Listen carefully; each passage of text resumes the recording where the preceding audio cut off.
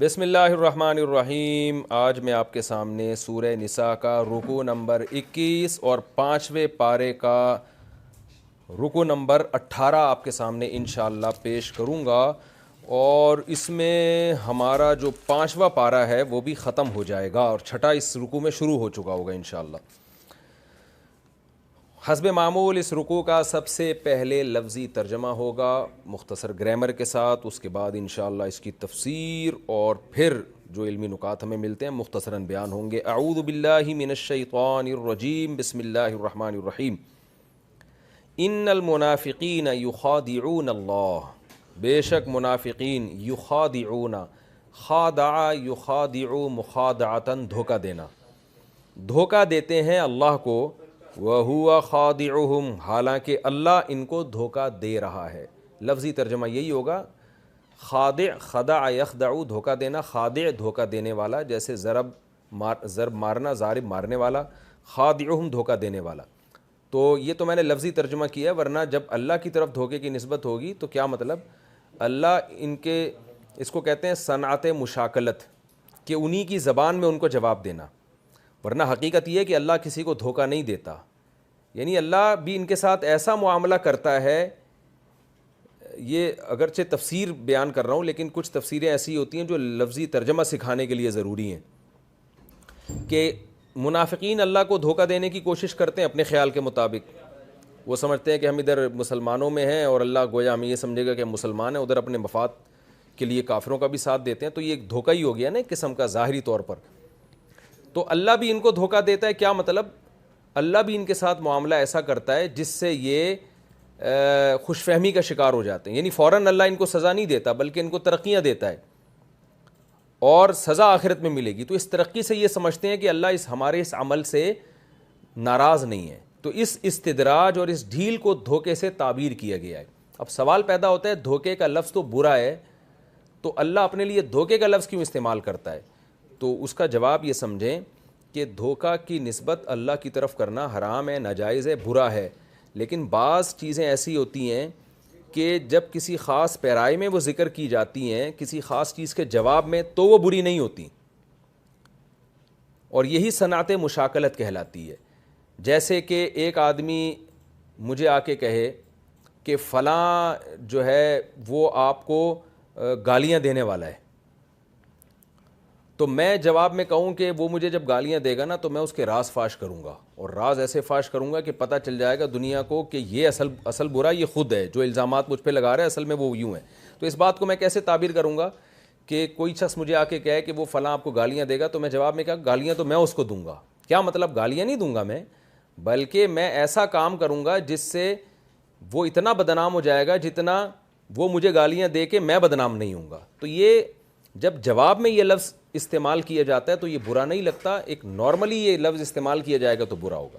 تو ویسے کہیں قرآن میں نہیں ہے کہ اللہ دھوکہ دیتا ہے، اللہ برے مکر تدبیریں کرتا ہے، نہ لیکن جواب میں اللہ تعالیٰ یہ کلام استعمال کرتے ہیں، اور ایسے موقع پہ یہ بلاغت کے اصولوں کے مطابق ہے۔ تو چونکہ منافقین یہ سمجھتے تھے کہ گویا ہم اللہ کو دھوکہ دے رہے ہیں، تو اللہ نے بھی دھوکے کا لفظ استعمال کیا، تو ایسے موقع پر یہ لفظ استعمال ہونا برا نہیں ہے، بلکہ اس میں ایک کلام میں چاشنی اور ایک یعنی اٹریکشن پیدا ہوتی ہے، اس کلام میں خوبصورت بنتا ہے اس سے کلام۔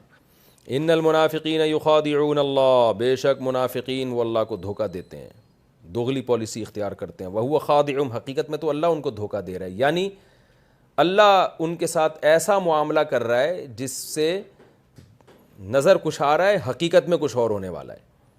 وَإِذَا قَامُوا إِلَى الصَّلَاةِ، اور یہ جب منافقین نماز کے لیے کھڑے ہوتے ہیں، قاموا کسالى،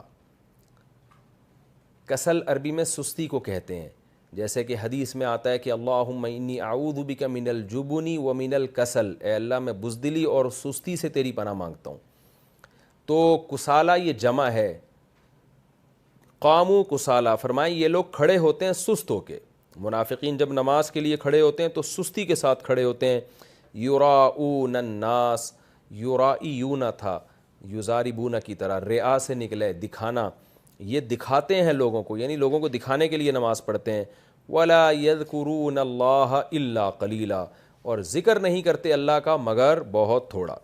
مُذَبْذَبِينَ بَيْنَ ذَلِكَ، مسلمانوں اور کافر کے درمیان ذالکہ سے یہ مراد ہے، یعنی یہ سے مراد کہ دو کلچر تھے نا اس وقت، ایک کافروں کا تھا ایک مسلمانوں کا، تو اللہ اس کی طرف اشارہ کر کے کہہ رہے ہیں کہ اس کے درمیان یہ مذبذب ہیں، تذبذب کا شکار ہیں، لٹکے ہوئے ہیں بیچ میں. لا الہ اولائی، نہ تو ہیں الہ اولائی ان کی طرف، ولا الہ اولائی، اور نہ یہ پورے ہیں ان کی طرف. یعنی حقیقت میں تو کافر ہیں، ظاہری طور پر مسلمان ہیں، تو نہ ادھر کے رہے نہ ادھر کے رہے. وَمَن يُضْلِلِ اللَّهُ، اور جس کو گمراہ کر دے اللہ، فَلَن تَجِدَ لَهُ سَبِيلًا، اے مخاطب تو ہرگز اس کے لیے راستہ نہیں پائے گا، کوئی ہدایت کا راستہ. اللہ نے ان کی بدعمالیوں کی وجہ سے ان کو گمراہ کر دیا. یا ایھا الذین آمنوا، اے لوگو جو ایمان لائے ہو، لا تتخذوا الکافرین اولیاء، کافروں کو دوست مت بناؤ، من دون المؤمنین، مومنین کو چھوڑ کر. اتریدون، آ کا معنی کیا، تریدون ارادہ کرتے ہو، کیا تم یہ چاہتے ہو، ان تجعلوا للہ، کہ تم بناؤ اللہ کے لیے، علیکم اپنے خلاف، سلطانا مبینہ، واضح دلیل. تم یہ چاہتے ہو کہ یعنی اللہ جب تمہیں سزا دینا چاہے، تمہارے خلاف ہو جائے، تو اللہ کے پاس واضح دلیل ہو تمہیں نقصان پہنچانے کی. وہ واضح دلیل کیا ہوگی کہ تم مسلمانوں کو چھوڑ کر ان سے دوستی لگاتے تھے، یعنی تم اللہ کی حجت اپنے اوپر تام کرنا چاہتے ہو. ان المنافقین، بے شک منافقین، فی الدرک الاسفل، درک کہتے ہیں درجے کو، درجے میں ہوں گے، الاسفل، اسفل کمپیریٹیو ڈگری ہے، سافل عربی میں نچلے مقام کو کہتے ہیں، جیسے والتین والزیتون میں ہے نا اسفل سافلین، تو سفلیات کا لفظ آپ نے سنا ہوگا، نچلے کام. تو الاسفل دوسرے کے مقابلے میں نیچے، یعنی سب سے جو تمام درجات میں جو سب سے نیچا درجہ ہوگا من النار، آگ کا، اس درجے میں منافقین ہوں گے. وَلَن تَجِدَ لَهُمْ نَصِيرًا، اور اے مخاطب تو ہرگز ان کے لیے کسی کو مددگار نہیں پائے گا. إِلَّا الَّذِينَ تَابُوا، ہاں وہ لوگ جو توبہ کر لیں، وَأَصْلَحُوا، اور آئندہ کے لیے اپنے اعمال کو درست کر لیں، وَاعْتَصَمُوا بِاللَّهِ، اور اللہ کے کو مضبوطی سے تھام لیں، یعنی کافروں کو چھوڑ کے اللہ سے دوستی لگا لیں. وَأَخْلَصُوا دِينَهُمْ لِلَّهِ، اور خالص کر لیں اپنے دین کو اللہ کے لیے، ریاکاری چھوڑ دیں. فَأُولَٰئِكَ مَعَ الْمُؤْمِنِينَ، تو یہ لوگ مومنین کے ساتھ ہیں. وَسَوْفَ يُؤْتِ اللَّهُ، اور ان قریب دے گا اللہ تعالیٰ، المؤمنین، مومنین کو، اجرا عظیما، بہت بڑا اجر. ما یفعل اللہ، ما کا معنی کیا کرے گا اللہ تعالیٰ، ما یفعل اللہ بعذابکم، تمہیں عذاب دے کے، تمہارے عذاب سے اللہ کو کیا ملے گا، ان شکرتم، اگر تم شکر ادا کرو، وآمنتم، اور صحیح ایمان لے آؤ، منافقت چھوڑ دو. وکان اللہ، اور ہے اللہ تعالیٰ، شاکرن، دیکھیں شکر کا معنی ہوتا ہے شکر ادا کرنا، لیکن جب شکر کی نسبت اللہ کی طرف ہو نا، تو اس کا معنی شکر کرنا نہیں ہوتا بلکہ قدردانی، کیونکہ جو بھی شکر کرتا ہے وہ اصل میں آپ کی نعمت کی قدر کر رہا ہے. تو یہاں مراد ہے قدردان، کہ اللہ تعالیٰ قدردان ہے، یعنی آپ کچھ کریں گے تو اس کے بدلے میں اللہ آپ کو بہت دے گا، تو آپ کی کوشش کی قدر کرے گا. وکان اللہ، اور ہے اللہ تعالیٰ، شاکرن، قدردان، علیمن، جاننے والا، تمہارے اعمال کو اللہ تعالیٰ جانتا ہے. یہ 5واں پارہ ختم ہوا، اسی رکوع میں 6واں پارہ بھی ہے، تو وہ بھی ہم شروع کر دیتے ہیں. لا یحب اللہ، نہیں محبت کرتا اللہ، نہیں پسند کرتا اللہ تعالیٰ، الجہر بالسوء، سو کہتے ہیں برائی کو، برائی کے تذکرے کو. جہر کا معنی، جہر اصل میں کسی چیز کو علانیتاً کرنا، یعنی کسی کے سامنے برائی کرنا، یوں سمجھیں کہ اللہ تعالیٰ برائی کے تذکرے کو پسند نہیں کرتا. من القول، بات میں سے، یعنی ایسا جہر جس کا تعلق بات سے ہو. تو خلاصہ یہ نکلا کہ بری بات کو اللہ پسند نہیں کرتا، برائی کے تذکرے کو اللہ پسند نہیں کرتا. الا، مگر اس شخص کے لیے، من ظلم، جس پر ظلم کیا جائے، یعنی جس پہ ظلم کیا جائے وہ اگر تذکرہ کرتا ہے، جس کی تفصیل انشاءاللہ میں آگے بتاتا ہوں. وکان اللہ، اور ہے اللہ تعالیٰ، سمیعاً، سننے والا، علیماً، جاننے والا. ان تبدو خیراً، اگر تم ظاہر کرو گے خیر، اچھی بات کو، او تخفوہ، یا مخفی کرو گے اس کو، اچھی بات کو، او تعفو عن سوء، یا تم برائی سے چشم پوشی کرو گے، معاف کرو گے، درگزر کرو گے. فإن اللہ کانا، تو ہے اللہ تعالیٰ، عفواً، معاف کرنے والا، قدیراً، قدرت والا. ان الذین، بے شک وہ لوگ، یکفرون باللہ جو اللہ کا انکار کرتے ہیں، ورسولہ اور اس کے پیغمبروں کا انکار کرتے ہیں، ویریدون اور یہ چاہتے ہیں ان یفرقوا بین اللہ ورسولہ کہ وہ تفریق کر دیں، فرق کر دیں اللہ میں اور اس کے رسولوں میں، اللہ اس کے رسولوں میں فرق کرنا چاہتے ہیں۔ کیسے؟ آگے آ رہا ہے وَيَقُولُونَ وہ یہ کہتے ہیں نُؤْمِنُ بِبَعْضٍ کہ ہم ان میں سے بعض پر تو ایمان لائیں گے، وَنَكْفُرُ بِبَعْضٍ اور بعض پر ایمان نہیں لائیں گے، بعض کا ہم انکار کریں گے، وَيُرِيدُونَ اور وہ یہ چاہتے ہیں أَن يَتَّخِذُوا کہ ٹھہرا لیں وہ بَيْنَ ذَلِكَ سَبِيلًا اس کے درمیان ایک راستہ، یعنی آدھا ایمان لا رہے ہیں آدھا نہیں لا رہے، بیچ کا کوئی راستہ نکالنے کی کوشش کر رہے ہیں۔ اولئک هم الکافرون حقا یہی لوگ ہیں پکے کافر، کافر ہیں یہ لوگ حقا ثابت شدہ پکے کافر ہیں۔ وَأَعْتَدْنَا اور ہم نے تیار کر رکھا ہے للکافرین کافروں کے لیے عذاباً عذاب مہینہ ذلت والا۔ والذین آمنوا باللہ ورسلہ اور جو لوگ ایمان لاتے ہیں اللہ پر اس کے رسولوں پر، وَلَمْ يُفَرِّقُوا اور تفریق نہیں کرتے بین احد منہم ان میں سے کسی کے درمیان بھی، اولئک یہ وہ لوگ ہیں سوف یؤتیہم اجورہم عن قریب اللہ ان کو ان کا اجر دے گا، وکان اللہ غفورا رحیما اور ہے اللہ تعالیٰ معاف کرنے والا اور رحم کرنے والا۔ یہ تو جی اس رکوع کا لفظی ترجمہ ہو گیا مختصر گرامر کے ساتھ۔ اس رکوع کی تفسیر بھی بہت آسان ہے، ہم اب اس کی تفسیر کی طرف آتے ہیں۔ ان المنافقین یخادعون اللہ وہو خادعہم، اس سے پہلے والی رکوع میں چونکہ منافقین کا تذکرہ چل رہا ہے جو اپنے مفاد کے لیے حق کا راستہ چھوڑ دیتے ہیں۔ اس سے پہلے رکوع میں اللہ نے حکم دیا تھا نا کہ حق پر قائم رہو، صحیح بات کرو، انصاف کی بات کرو اگرچہ تمہارے اگینسٹ ہی کیوں نہ ہو۔ تو منافقین اس اصول کے بالکل اپوزٹ چلتے ہیں، تو ان کا تذکرہ ہو رہا تھا، تو اب اللہ نے انہی منافقین کی برائی بیان کی ہے اس رکوع میں بھی کہ منافقین اللہ کو دھوکہ دیتے ہیں اپنے خیال کے مطابق، یعنی وہ یہ سمجھ رہے ہوتے ہیں کہ ہم، یعنی جو ان حقیقت میں تو ان کی نیت دھوکہ دینے کی نہیں ہوتی، لیکن ان کے عمل سے لگ رہا ہوتا ہے کہ یہ اللہ کو دھوکہ دینے کی کوشش کر رہے ہیں۔ جیسے کوئی آدمی برے عمل کر رہا ہو نا، تو اور جہاں مفاد ہو ادھر جا رہا ہو، کبھی اس کو مفاد اس طرف ہو تو ادھر جاتا ہے، کبھی مفاد اس طرف ہو تو ادھر جاتا ہے، تو ہم اس کو کیا کہیں گے؟ یار تو سمجھتا ہے کہ معاذ اللہ اللہ بے وقوف ہے، حالانکہ وہ یہ سمجھتا نہیں ہے، لیکن اپنے عمل سے یہ بتا رہا ہوتا ہے کہ گویا اللہ کو تو پتہ ہی نہیں ہے۔ تو یہی انداز قرآن نے یہاں اختیار کیا ہے کہ منافقین کا یہ خیال ہے کہ وہ اللہ کو دھوکہ دے رہے ہیں، حالانکہ اللہ کو تو کوئی دھوکہ نہیں دے سکتا، کیونکہ وہ اسلام پر بھی کی طرف بھی نسبت کر رہے ہیں اور کفر کی طرف بھی نسبت کر رہے ہیں اپنی، تو وہ یہ سمجھتے ہیں کہ گویا اس سے، یعنی عمل سے یہ ظاہر کر رہے ہیں گویا اللہ معاذ اللہ بیوقوف بن جائے گا، معاذ اللہ نقل کفر۔ تو اللہ فرماتے ہیں حقیقت میں اللہ ان کو دھوکہ دے رہا ہے۔ کیا مطلب؟ دھوکہ تو اللہ نہیں دے سکتا، یعنی اللہ ان کے ساتھ ایسا معاملہ کر رہا ہے جیسا وہ شخص جو کسی کو دھوکہ دینا چاہتا ہو وہ معاملہ کرتا ہے۔ کیا مطلب؟ اللہ ان کو فوراً عذاب نہیں دے رہا، ان کو فوراً ترقیاں مل رہی ہیں، جن سے یہ لوگ یہ سمجھتے ہیں کہ ہم کامیاب ہو گئے، حالانکہ اس گناہ پر ان کو جو سزا ملنے والی ہے وہ بہت خطرناک ہے۔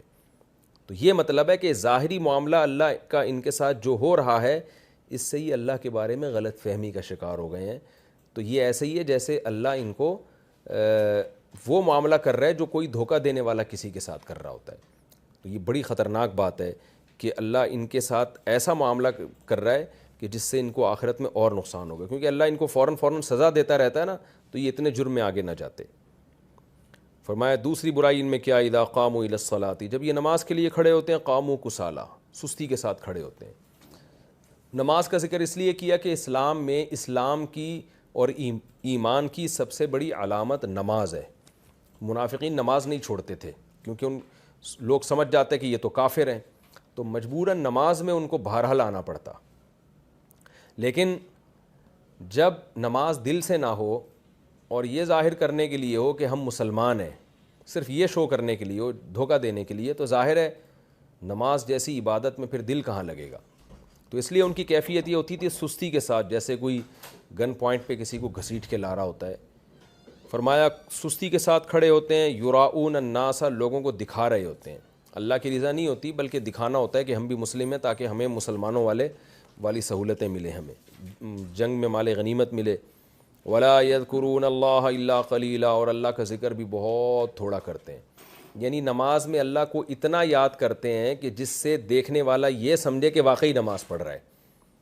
پراپر ذکر کرتے بھی نہیں ہیں اس میں. تھوڑے کا مطلب یہ ہے, یعنی وہ تھوڑا بھی دوسروں کو دکھانے کے لیے ہوتا ہے, اور دکھانے کے لیے تھوڑا بھی کافی ہوتا ہے جس سے اگلا سمجھ جاتا ہے کہ نماز پڑھ رہا ہے. جیسے منہ اوپر سے ہلانا یا رکوع سجدہ کر لینا, یہ ایسا ذکر ہے جو دیکھنے میں تو والا تو یہی سمجھے گا کہ یہ نماز پڑھ رہا ہے.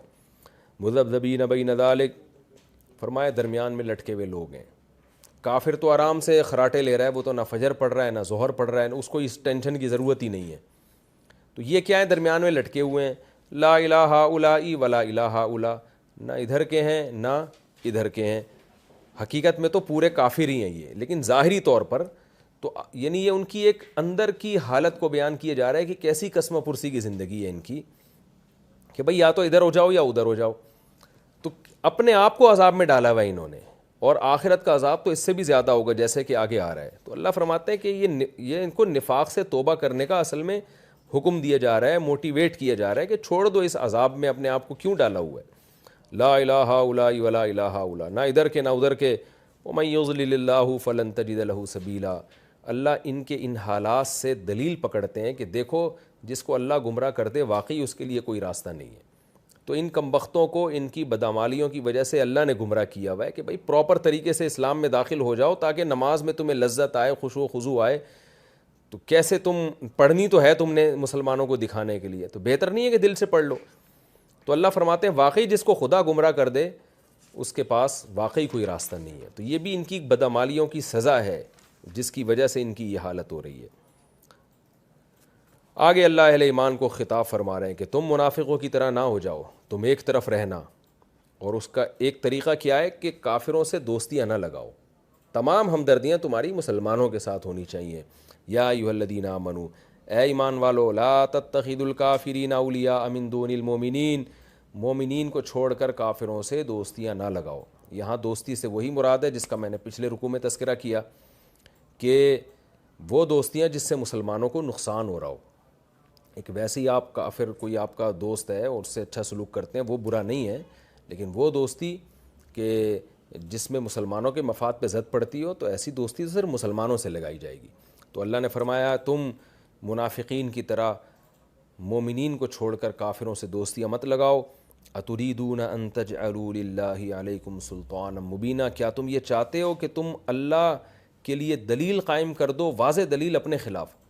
یعنی قیامت میں جب اللہ تمہیں عذاب دے گا تو تم کہو گے اللہ تو مجھے کیوں عذاب دے رہا ہے, تو اللہ کے پاس ایک مضبوط دلیل ہوگی کہ تم مومنین کو چھوڑ کر کافروں سے دوستیاں لگاتے تھے. اس کا مطلب تم مومن نہیں تھے, تمہیں اسلام سے محبت نہیں تھی, تم آخرت پر یقین نہیں کرتے تھے. تو تمہارا جو یہ عمل ہے نا, یہ تمہارے خلاف ایک بہت مضبوط دلیل ہوگی اللہ کے پاس. تو دنیا میں کوئی بھی عقل مند اپنے خلاف دلائل کبھی جمع نہیں کرتا. ہر عقل مند یہ چاہتا ہے کہ بھئی میرے خصم کے خلاف دلائل جمع ہو. تو اللہ فرماتا ہے تم کیسی بے وقوفی کر رہے ہو کہ اپنے خلاف دلائل جمع کر رہے ہو. اس سے ہمیں یہ پتہ چلتا ہے کہ اہل ایمان کا ساتھ چھوڑ دینا مشکلات میں اور اہل باطل کی طرف ہو جانا, جیسے کہ ہماری حکومتیں بھی بعض دفعہ کر رہی ہوتی ہیں, قومیں اس میں مبتلا ہو جاتی ہیں کہ مفاد کی خاطر اپنی قوم کو چھوڑ کر جو حق پر ہوتی ہے باطل قوموں کا ساتھ دینا شروع کر دیتی ہیں.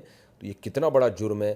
گویا آپ قیامت کے دن اپنے عذاب کے لیے اللہ کے پاس دلائل کے انبار لگا رہے ہو کہ اللہ مجھے عذاب دیتے وقت نا یہ دلائل دے دینا میرے خلاف.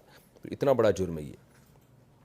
آگے اللہ نے فرمایا کہ یہ جو نفاق ہے نا, مفاد پرستی کے لیے پینترے بدلنا, یہ اتنا بڑا جرم ہے کہ اللہ ایسے مجرموں کو کافروں سے زیادہ قیامت میں سزا دے گا. کیونکہ کافر تو ایک طرف ہے, کھلا ہوا دشمن ہے, اور یہ دشمن آستین کے سانپ ہوتے ہیں. ان المنافقین فی الدرک الاسفل من النار, فرمایا بے شک منافقین جہنم کی آگ کے سب سے نچلے طبقے میں. سب سے نچلے کا طبقے کا مطلب ایک طبقہ تو کافروں کے لیے ہوگا, یہ اس سے بھی نیچے طبقے میں ہوں گے. ولن تجد لهم نصیرا, اور تم ان کے لیے کوئی مددگار نہیں پاؤ گے. آج تو جب مسلمان ان کو سزا دینے کے لیے آتے ہیں تو کافر ان کی حمایت میں کھڑے ہو جاتے ہیں, اور جب کافر ان کو نقصان پہنچاتے ہیں تو مسلمان ان کی حمایت میں کھڑے ہو جاتے ہیں. تو کوئی نہ کوئی ان کا حامی ہے, تبھی تو یہ منافق ہیں کہ ہر طرف سے حمایت ملے. لیکن قیامت کے دن ان کا کوئی مددگار اور کوئی حامی نہیں ہوگا. آگے اللہ نے فرمایا جتنا بھی بڑا جرم ہو توبہ کا دروازہ بہرحال کھلا ہوا ہے، تو منافقین کو توبہ کی ترغیب دی جا رہی ہے۔ تو اللہ نے فرمایا الا الذین تابوا، فرمایا جو لوگ توبہ کر لیں، واصلحوا، اور آئندہ کے لیے اصلاح، عمل کی اصلاح کر لیں، یعنی مومنین کو چھوڑ کر کافروں سے دوستیاں لگانا یہ سب چھوڑ دیں، واعتصموا باللہ، اور اللہ کو مضبوطی سے تھام لیں، کافروں کے بجائے اللہ سے تعلق مضبوط کر لیں، وَأَخْلَصُوا دِينَهُمْ لِلَّهِ، اور اپنے دین کو اللہ کے لیے خالص کر لیں۔ ابھی تو دنیا کے لیے ہے نا، نماز بھی دکھانے کے لیے پڑھ رہے ہیں، تو یہ ریاکاری ختم کر دیں، اخلاص پیدا کریں۔ فَأُولَٰئِكَ مَعَ الْمُؤْمِنِينَ، تو ایسے لوگ پھر عام مومنین کے ساتھ ہیں، تو پھر اللہ ان کو سزا نہیں دے گا۔ وَسَوْفَ يُؤْتِ اللَّهُ الْمُؤْمِنِينَ أَجْرًا عَظِيمًا، اور اللہ تو عن قریب مومنین کو بہت بڑا اجر دینے والا ہے۔ تو ایسے منافق اگر توبہ کر کے اپنے اعمال کو درست کر لیں تو وہ بھی اس اجر عظیم میں مومنین کے ساتھ شریک ہو جائیں گے۔ پھر آگے اللہ فرماتا ہے، امید دلاتا ہے کہ ما یفعل اللہ بعذابکم ان شکرتم وآمنتم، تم اگر اللہ کا شکر ادا کرو اور صحیح ایمان لے آؤ تو اللہ کو تمہیں عذاب دینے سے کیا ملے گا؟ یعنی اللہ جو تمہیں اتنی عذاب کی وعیدیں سنا رہا ہے کہ سب سے نچلے درجے میں منافق ہوں گے اور ایسے ایسے عذاب ہوں گے، تو اللہ کو عذاب دے کے کوئی خوشی نہیں ہوتی، اس لیے اللہ تمہیں امید دلا رہا ہے کہ بھائی توبہ کر لو نا، اللہ کو شوق تھوڑی عذاب دینے کا۔ یعنی ایک سوال پیدا ہوتا ہے نا کہ اللہ کو کیا مل رہا ہے بھائی ہمیں عذاب دے کے، تو اس سے بڑا سوال گویا اللہ ہم سے کر رہے ہیں کہ تمہیں کیا مل رہا ہے کہ ایسے کام کرو کہ آخرت میں تمہیں عذاب ملے، تو تم وہ کام نہ کرو نا، تو اللہ بھی خوش ہوگا اور تم بھی خوش ہو جاؤ گے۔ تو اس لیے اللہ کو شوق نہیں ہے عذاب دینے کا۔ ما یفعل اللہ بعذابکم، اللہ بھلا کیا کرے گا تمہیں عذاب دے کے۔ کتنی خوبصورت اور کتنی زبردست آیت ہے، ان شکرتم وآمنتم۔ ہمارے حضرت جب یہ آیت تلاوت کرتے تھے تو ان کی آنکھوں میں آنسو آ جاتے تھے کہ کیسی اللہ کی رحمت ہے کہ بھئی اللہ کیا کرے گا اللہ تمہیں عذاب دے کے، اللہ کو شوق نہیں ہے تمہیں آگ میں ڈالنے کا۔ ان شکرتم، اگر تم شکر کر لو، وآمنتم، اور صحیح ایمان لے آؤ، یہ کوئی اتنے مشکل کام نہیں ہے۔ تو اس کا مطلب اگر اللہ تمہیں عذاب دیتا ہے تو تمہاری بدبختی ہے کہ تو ایک آسان کام تمہارے ذمہ لگایا تھا لیکن تم نے فیصلہ کر لیا تھا کہ میں نے لنگوٹا کس کے جہنم کی آگ میں کودنا ہی کودنا ہے، تو یہ تمہارا قصور ہے۔ وَكَانَ اللَّهُ شَاكِرًا عَلِيمًا، اللہ تو قدردان ہے۔ یعنی عذاب دینا تو دور کی بات، عذاب سے تو بالکل خوشی نہیں ہوتی اس کو، بلکہ تم تو تھوڑا کرو گے تو اس کے بدلے میں اللہ بہت دے گا، کیونکہ اللہ تو تھوڑے کی قدر کرتا ہے۔ وہ تو اس کی تو رحمت ہے کہ وہ جتنا بدلہ بنتا ہے اتنا نہیں دیتا، اس سے زیادہ نوازتا ہے اپنے بندوں کو۔ علیمہ، اور جاننے والا بھی ہے، جو کچھ نیکیاں تم کر رہے ہو اللہ کو ایک ایک چیز کی خبر ہے، اس پر قیامت کے دن تمہیں اجر دے گا۔ آگے چھٹا پارہ شروع ہو رہا ہے، لا يحب اللہ الجہر بالسوء من القول الا من ظلم، کیونکہ منافقین کی شرارتیں بہت تھیں، نقصان پہنچاتے تھے، اجتماعی بھی انفرادی بھی۔ تو بعض دفعہ یہ ہوتا تھا کسی پہ ظلم ہو گیا، کسی صحابی پہ، اب وہ کسی کو بیان کر رہے ہیں وہ ظلم کہ فلاں نے میرے ساتھ یہ کیا، فلاں یہ گڑبڑیں کر رہا ہے، تو اس پہ لوگ ناپسند کرتے تھے، کیونکہ غیبت اسلام میں حرام ہے، ناجائز ہے، اور برائی کا تذکرہ بھی ناجائز ہے۔ تو ایسے موقع پہ اللہ نے فرمایا کہ واقعی برائی کا تذکرہ ناجائز ہے، لیکن جس پر ظلم ہوا ہو اس کی زبان سے جواب میں جو برائی کا تذکرہ ہوگا وہ برا نہیں ہے، کیونکہ وہ تو بدلہ ہے نا۔ اس کی مثال ایسے ہے جیسے آپ نے کسی کو جا کے زور سے تھپڑ لگا دیا، اب لوگ کہیں گے بھائی کسی کے ساتھ زیادتی کرنا برا ہے، تو آپ کیا کہو گے؟ بھائی اس نے بھی مجھے تھپڑ لگایا تھا۔ تو واقعی کسی کو تھپڑ لگانا برا ہے، لیکن تھپڑ کے جواب میں تھپڑ لگانا برا نہیں ہے۔ تو ایسے ہی کسی پہ ظلم ہو رہا ہو تو مظلوم بیچارہ وہ ظالم کو سزا نہیں دے سکتا، وہ انتقام نہیں لے سکتا، تو اب اس پر شریعت نے اتنی پابندی نہیں لگائی کہ وہ اس ظلم کو لوگوں کے سامنے بیان بھی نہ کرے۔ تو لا يحب اللہ الجہر بالسوء من القول، اللہ فرماتے ہیں بری بات کا تذکرہ اللہ کو پسند نہیں ہے، جیسے کسی کی غیبت کرنا۔ لیکن جس بیچارے پر ظلم ہوا، تو جس پر ظلم ہوا ہو وہ اس ظلم کو بہرحال بیان کر سکتا ہے، لیکن اس میں بھی اعتدال کے ساتھ، غلو کے ساتھ۔ آگے فرمایا وَكَانَ اللَّهُ سَمِيعًا عَلِيمًا، اللہ سننے والا اور جاننے والا ہے، یعنی اللہ کو پتہ ہے کہ کس پر ظلم ہوا، اس اور مظلوم بھی اگر زیادتی کرے گا تو یہ بھی چیز بھی اللہ جانتا ہے، جتنا ہوا ہے اتنا ہی بیان کیا جا سکتا ہے۔ ان تبدوا خیرا او تخفوہ، آگے اللہ فرماتے ہیں ٹھیک ہے کہ جس پر ظلم ہوا وہ اس برائی کا تذکرہ کر سکتا ہے، لیکن افضل کیا ہے وہ آگے اللہ نے بیان کیا، ان تبدوا خیرا، اگر تم خیر کی بات کو ظاہر کرو، او تخفوہ، یا خیر کی بات چھپاؤ، یعنی کھلے عام بھی خیر کی باتیں کیا کرو، نجی محفلوں میں بھی خیر کی باتیں کیا کرو، او تعفو عن سوء، یا تم برائی سے درگزر کر دیا کرو، جیسے کسی پر ظلم ہوا اور وہ اس کو درگزر سے کام لے لے تو فإن اللہ کان عفوا قدیرا، تو اللہ بھی معاف کرنے والا اور قدرت والا ہے. یعنی دوسروں کی خطاؤں اور اس کے ظلم کو معاف کرو گے تو اللہ تمہیں بھی معاف کرے گا، اور قدرت والا بھی ہے کہ اس کو معاف کرنے کی قدرت ہے اور تمہیں اس پر اجر دینے کی بھی قدرت ہے. لیکن یاد رکھیں ظلم کو معاف کرنا اس وقت ثواب ہے، یہ آیت اس موقع کے بارے میں ہے کہ جب ظلم کو معاف کرنے سے معاشرے میں خیر کا غلبہ ہو. بعض دفعہ آپ انتقام نہیں لیتے، معاف کر دیتے ہیں، نہ اس کا برا تذکرہ کرتے ہیں بلکہ اچھائی بیان کر رہے ہوتے ہیں، تو اس سے معاشرے میں اور خیر پھیلتی ہے. لیکن بعض دفعہ یہ ہوتا ہے کہ اگر آپ اس ظالم کو معاف کر دیں تو اس بات کا خطرہ ہوتا ہے کہ اس سے وہ ظلم اس کا معاشرے میں اور بڑھے گا. تو پھر یہ آیت اس کے موقع پہ نہیں ہے، بلکہ اس میں معاف کرنے کے بجائے انتقام لینا افضل ہے. یہ مضمون بھی احادیث سے ثابت ہے. جیسے حدیث میں آتا ہے آپ صلی اللہ علیہ وسلم سے صحابی نے پوچھا کوئی مجھ سے میرا مال چھیننے کی کوشش کرے تو میں کیا کروں؟ فرمایا نہ دو. فرمایا وہ مجھے قتل کرنے کی کوشش کرے تو فرمایا تم بھی لڑو، تم نے اس کو قتل کر دیا تو وہ جہنم میں، اور اس نے تمہیں قتل کر دیا تو تم جنت میں جاؤ گے، شہادت کا اجر ملے گا. تو یہاں نبی نے لڑنے کی ترغیب کیوں دی؟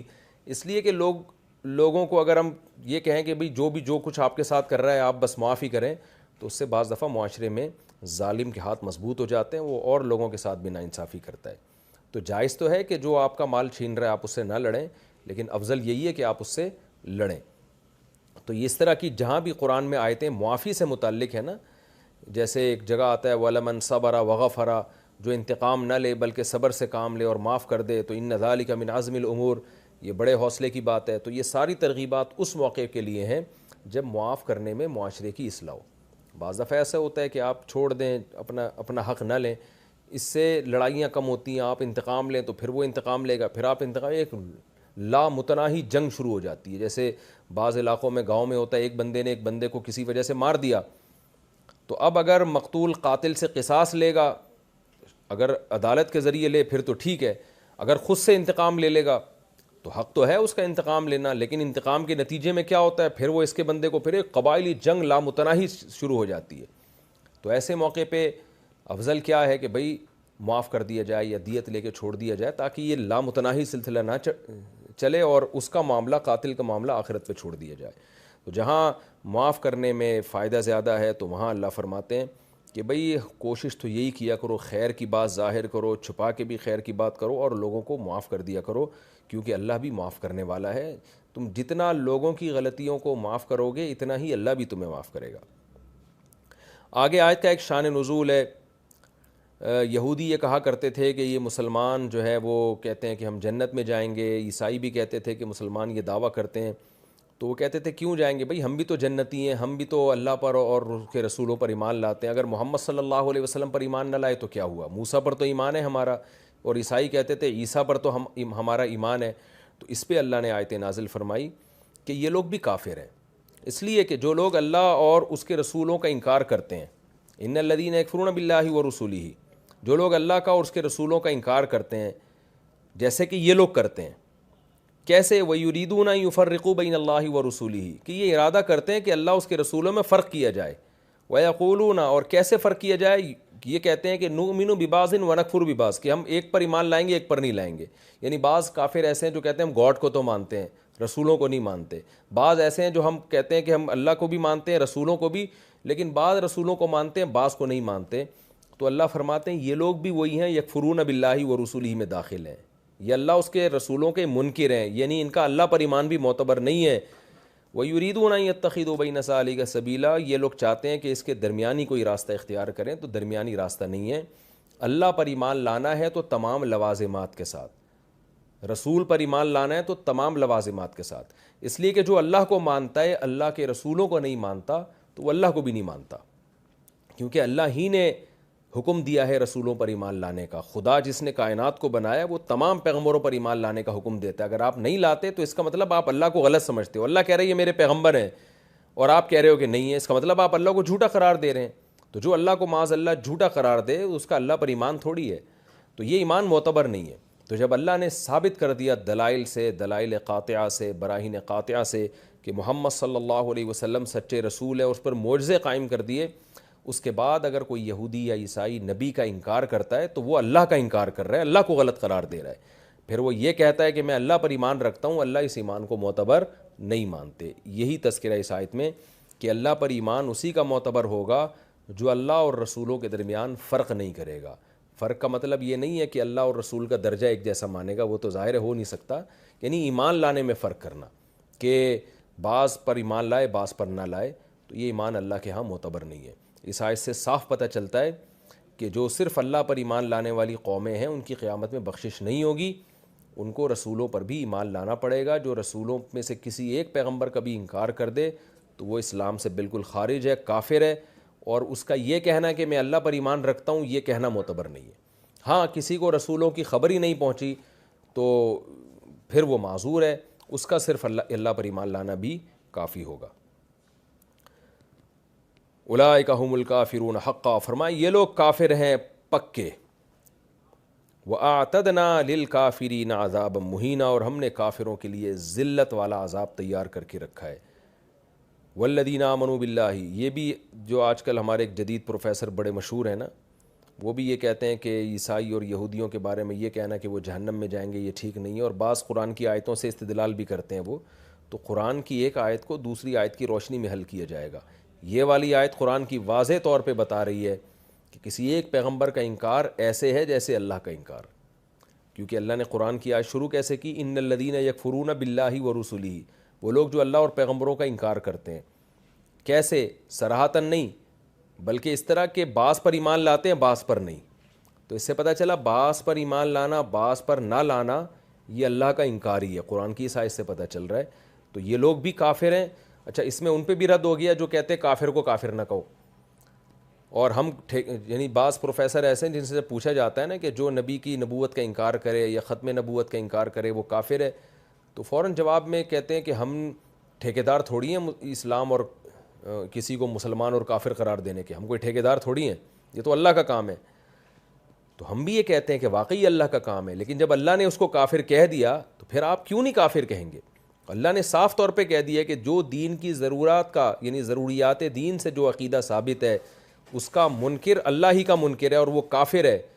تو جب اللہ نے کہہ دیا تو ہم اس کے کفر کو بیان کر سکتے ہیں، ہم اللہ کے کہنے سے کہہ رہے ہیں، ہم ٹھیکیدار نہیں بن رہے اس کے۔